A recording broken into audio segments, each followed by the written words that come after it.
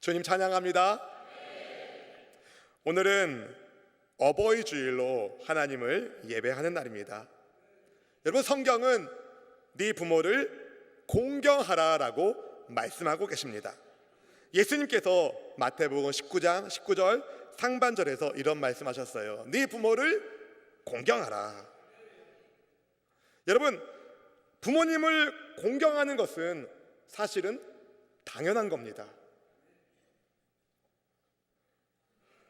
근데 왜 당연한데 왜 여러분 반응이 그렇게 없으신 거예요? 부모님을 공경한 것은 당연한 거예요. 근데 여러분, 부모님을 공경하는 것이 당연함에도 불구하고 왜 성경은 이것을 명령으로 남겼을까요? 때로는 부모님을 공경하고 싶지 않을 때가 있기 때문입니다. 부모님보다 더 많은 것을 알고 더 많은 지식을 가지고 있고 더 많은 것을 행할 때 자녀된 우리는 부모 공경하는 것을 깜빡할 수도 있습니다. 여러분, 아닌 것처럼 그렇게 절 보지 마세요. 그런데 부모님을 공경하라는 성경의 명령은 무엇을 의미하고 있냐면 네 생명의 뿌리를 존중하라는 의미를 가지고 있는 겁니다. 특별히 우리는 육신의 부모님을 공경하면서 우리를 이 세상에 보내주신 하나님을 섬기는 훈련을 하게 됩니다. 여러분, 내 육신의 뿌리는 우리 부모님에게 있지만 사실은 그 부모님 너머에 우리를 이 세상에 보내주신 하나님 아버지의 손길이 있음을 믿으시기를 축복합니다. 그래서 우리는 부모님을 공경한다면 하나님께 효하는, 하나님을 제대로 섬기는 하나님의 자녀가 되어야 됩니다. 바울은 하나님을 열심히 섬겼습니다.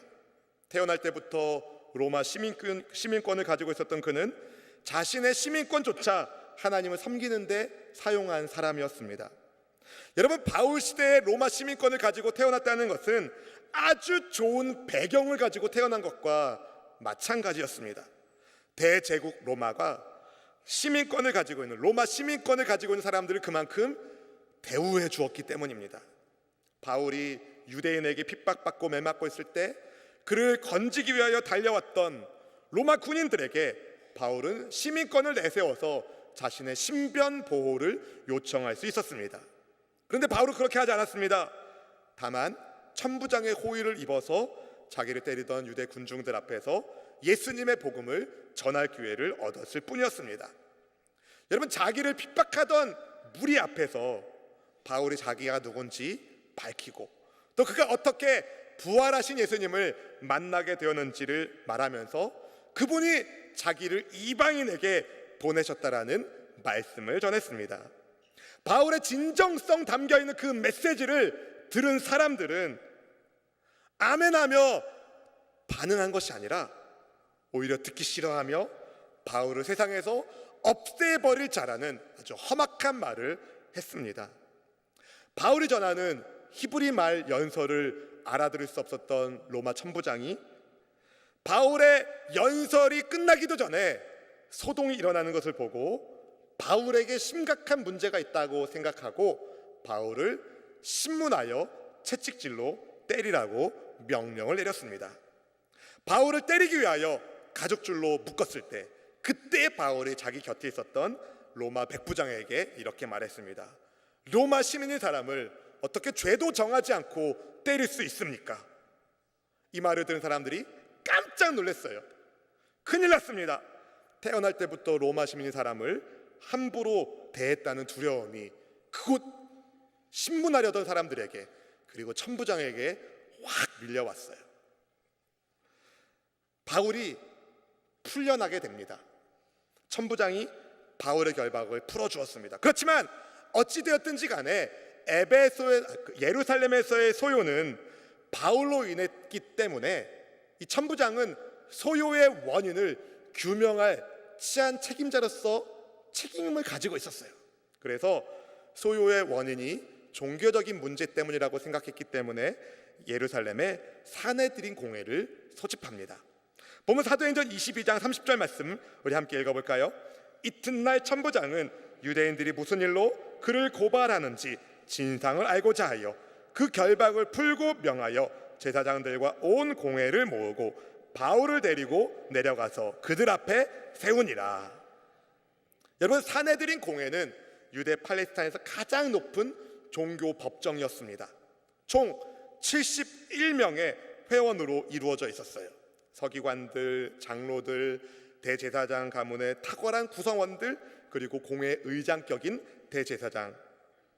유대 지역을 관할하던 로마 통치자들은 사내들인 법정에 소송 사건을 심리할 권한을 주었습니다.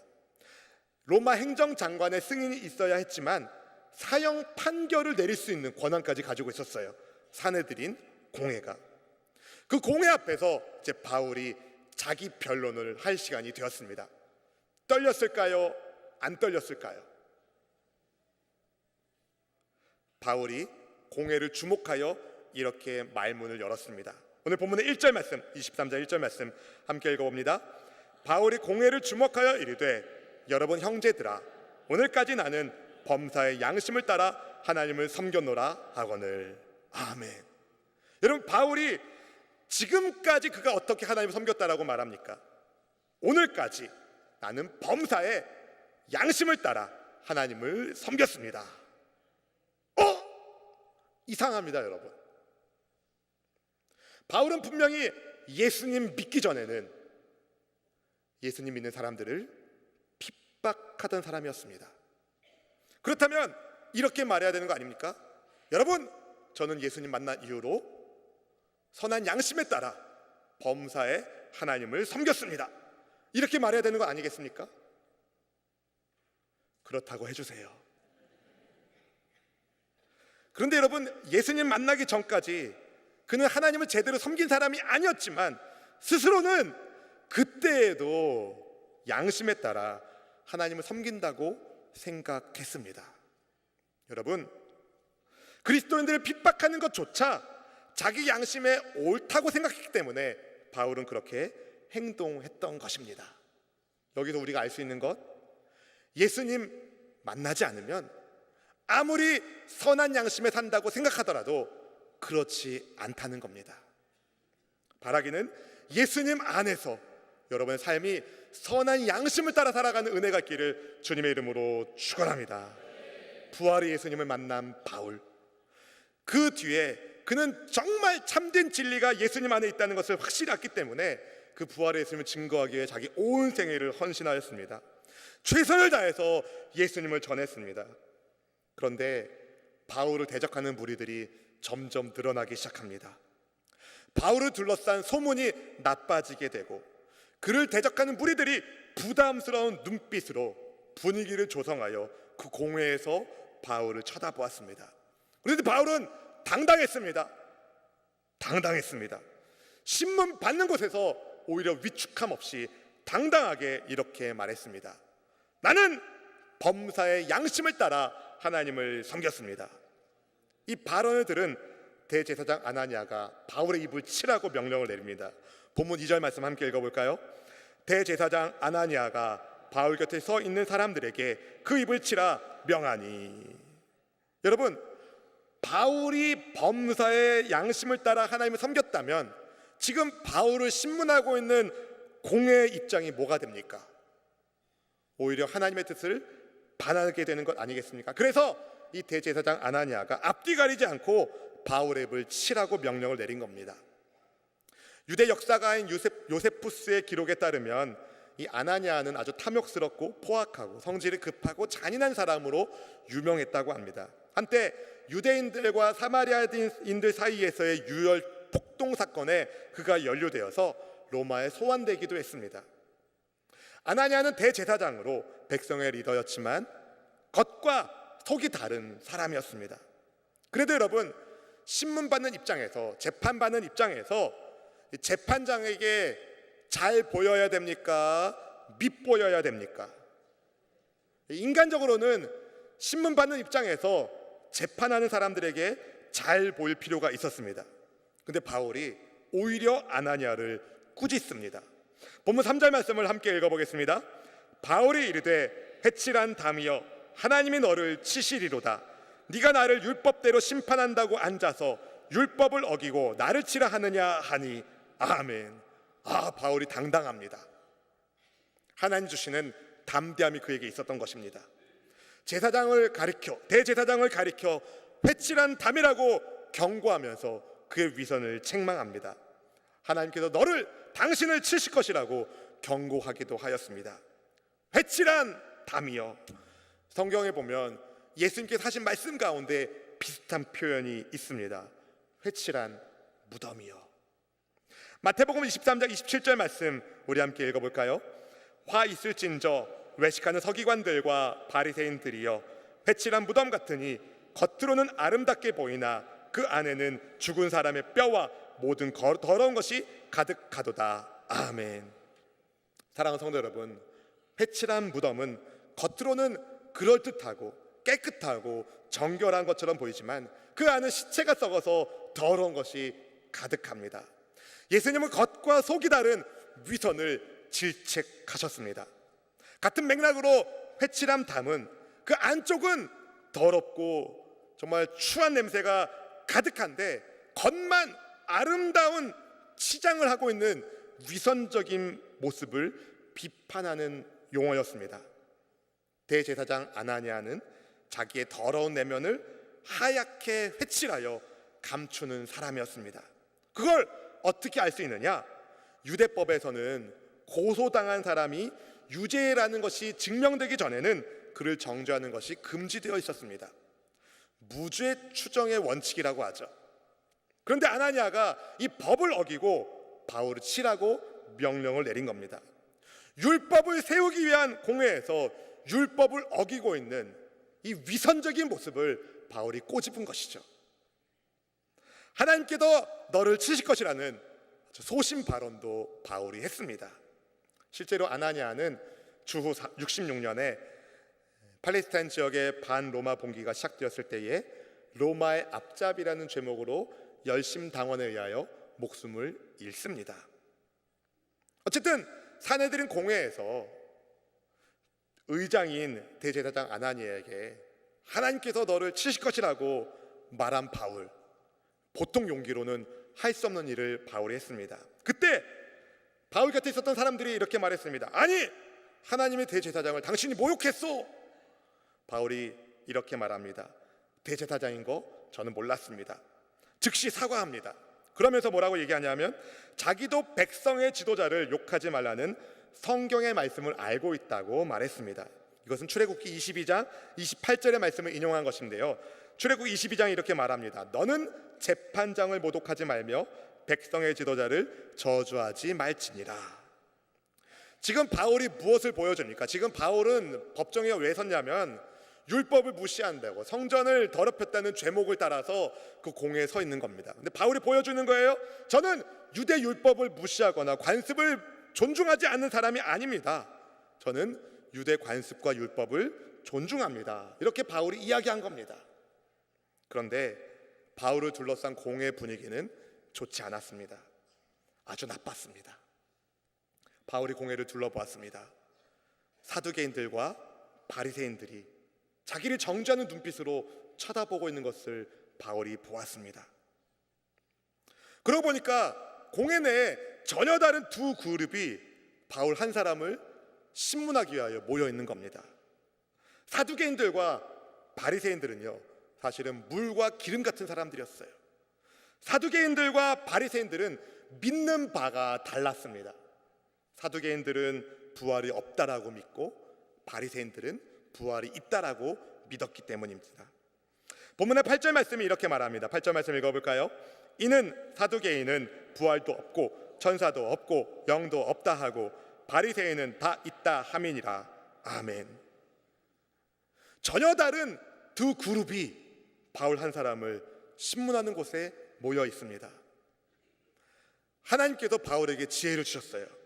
그동안 바울이 전한 복음이 무엇입니까? 예수님의 십자가 죽음과 부활의 복음이었어요.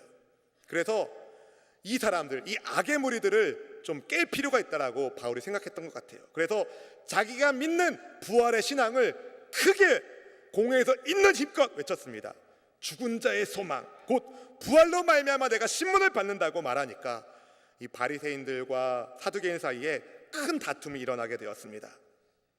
이것을 어떤 사람들은 바울이 단순히 공회의 분열을 의도하여 부활을 언급했다라고 말하기도 하지만, 그런 면도 있긴 하지만 그것이 궁극적인 목적은 아니었습니다. 바울은 예수님의 부활을 목격한 증인으로서 부활의 복음을 거기에 있는 사람들에게 전하고 싶었습니다. 그 자신이 원래 그 공회에서 그를 신문하는 사람들처럼 복음을 미워하고 박해했던 사람이지만, 바울이 부활하신 예수님을 만남으로 인하여 진짜 하나님을 섬기는 것이 무엇인지를 알게 되었고 회심하게 되었고 새로운 삶으로 부르심을 받았기 때문에 바울은 청중들의 관심을 예수님의 부활로 초점을 맞추고자 했던 것입니다. 부활의 예수님을 전하기 위해서. 그런데 부활을 언급한 바울 때문에 공회가 굉장히 시끄러워집니다. 바리새인 편에서 어떤 사람들이 일어나서 바울의 무고함을 주장합니다. 근데 너무 큰 분쟁이 일어난 거예요. 예상하지 못한 큰 분쟁이 일어났습니다. 천부장에 보니까 지금 바울이 찢겨져 죽을 것만 같은 겁니다. 분위기가 굉장히 어땠는지를 알 수 있겠죠. 바울의 생명이 걱정되었던 천부장이 군인들을 대동하여 바울을 빼내고 영내로 데리고 갑니다. 그리고 그날 밤이 되었습니다. 그날 밤에 주께서 바울에게 이런 말씀을 주십니다. 우리 본문 11절 말씀을 우리 함께 읽어보겠습니다. 그날 밤에 주께서 바울 곁에 서서 이르시되 담대하라, 네가 예루살렘에서 나의 일을 증언한 것 같이 로마에서도 증언하여야 하리라 하시니라. 아멘. 사랑하는 성도 여러분, 그날 밤 어떤 밤입니까? 즐거운 밤입니까? 파티하는 밤입니까? 아닙니다. 굉장히 힘들고 지친 밤입니다. 유대인들에게 매맞고 겨우 살아난 바울, 사내들인 공회에서 변론하다가 흥분한 사람들에 의하여 몸이 찢겨질 뻔한 일을 겪고 난 다음에 맞이한 밤입니다. 여러분, 바울도 우리와 성정이 같은 사람이에요. 그런데 공회의 그 수십 명의 사람들이 바울을 향하여 적대적인 감정을 표현하고, 그러면 바울의 마음이 어떻겠습니까? 상하지 않았겠습니까? 여러분, 옆에 있는 분 한번 째려봐 보세요. 기분이 굉장히 좀 안 좋을 겁니다. 그렇겠죠. 우리 옆에 있는 분에게 따뜻한 눈빛으로 주님 안에서 환영하고 축복합니다. 네, 따뜻한 눈빛으로. 근데 여러분, 째려보는 수준이 아니라 어떻게 하면 바울을 죽일까 하는 생각을 하고 있는 사람들의 눈빛을 바울이 다 받았어요. 주님의 말씀에 순종해서 열심히 선한 양심에 따라 범사의 하나님을 섬기고 있는 그를 비난하고 정죄하는 사람들을 보면서 바울의 마음이 얼마나 무너져 내렸겠습니까? 그날 밤은 바울에게 있어서 너무 힘들고 지칠 법한, 몸과 마음이 무너져 내릴 법한 그런 밤이었습니다. 그때 주께서 바울 곁에 서서 말씀을 주십니다. 담대하라. 여러분, 저는 여기서 주님이 바울 곁에 섰다는 사실에 너무 감동을 받았어요. 하나님의 멀찍이서 바울에게 말씀하시는 거예요. 바울아, 힘내, 잘할 수 있을 거야.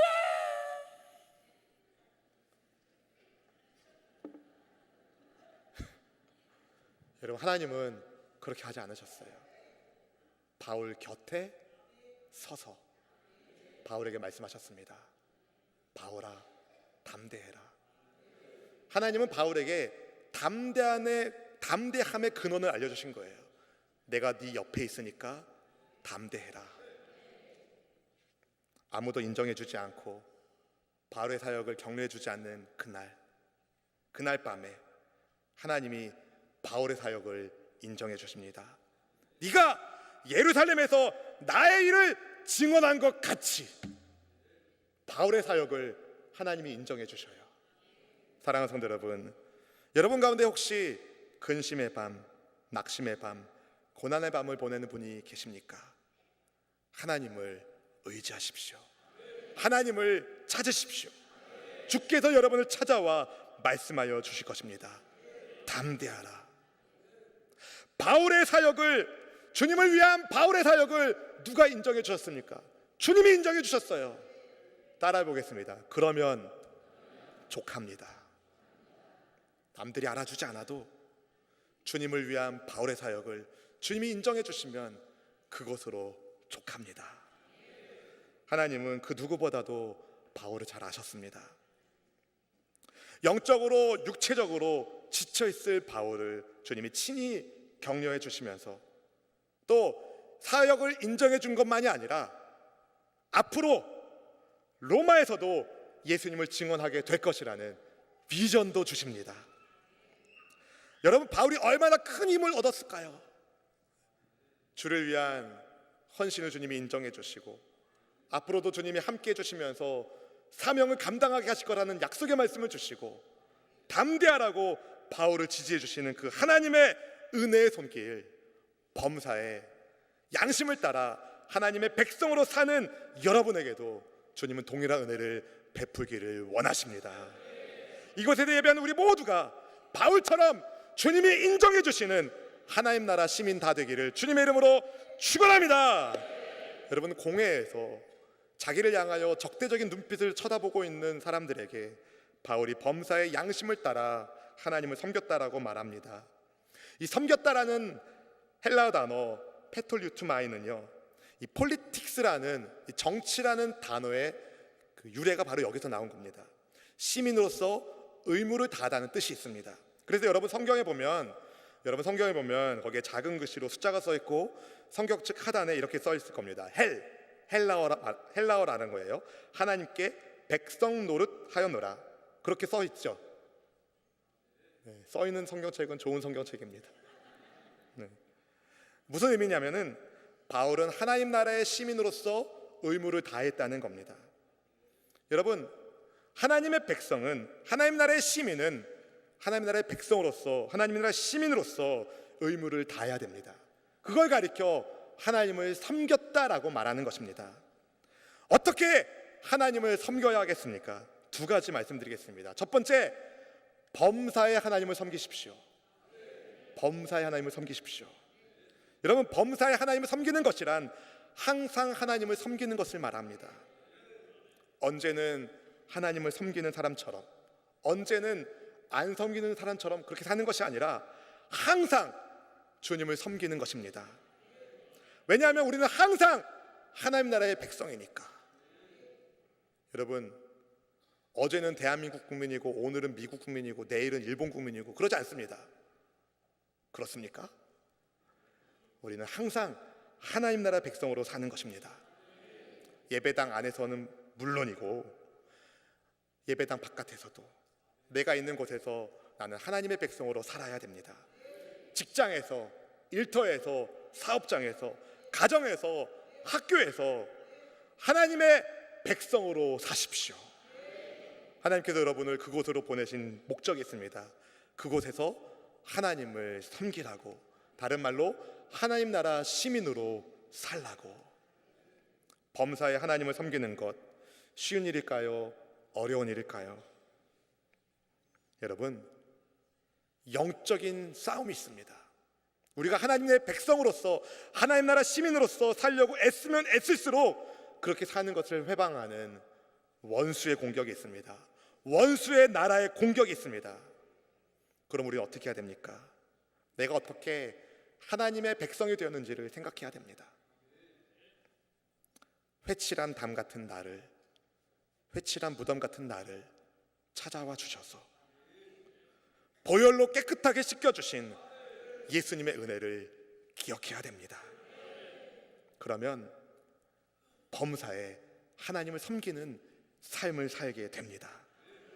인간관계 속에서, 여러분의 삶을 둘러싼 여러 가지 상황 속에서 언제 어디서든 누구를 만나든 여러분 범사에 하나님 나라 시민답게 살아가는, 하나님을 범사에 항상 감사하며 섬기는 우리 여러분 모두가 되기를, 우리 모두가 되기를 주님의 이름으로 축원합니다. 두 번째로 어떻게 하나님을 섬겨야겠습니까? 눈치 빠른 분들은 아셨을 거예요. 양심에 따라 하나님을 섬겨야 됩니다. 어떤 양심이요? 선한 양심에 따라 하나님을 섬기십시오.